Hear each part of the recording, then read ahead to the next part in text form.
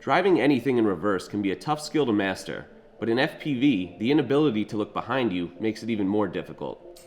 While the mechanics of reverse flying are fairly simple, flying backwards is essentially flying blind. When you're in the air, your FPV camera is set in a fixed direction at a fixed camera angle, both of which are usually positioned to accommodate forward flight.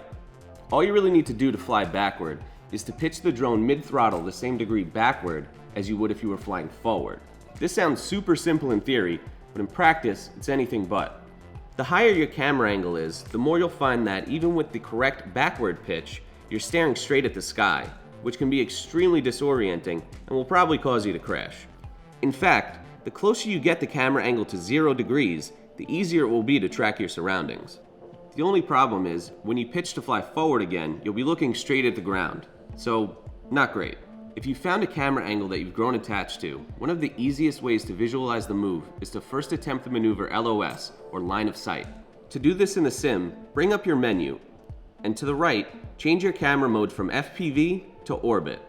Now you'll be able to see exactly how the drone's flight path is being affected by backward pitch. This will help you build up your muscle memory a little before attempting it again FPV. Where this maneuver becomes trickier is when transitioning into it from forward flight. Flying backward is most interesting when flying between, through, or under obstacles. So one of my favorite places to practice this maneuver on the US Air Force night mode map is under this giant blimp. As we approach it, we're going to prepare to do a 180-degree yaw spin. The drone will naturally want to pitch backward during this maneuver, so we'll use that in combination with a little hovering throttle to continue to fly backwards.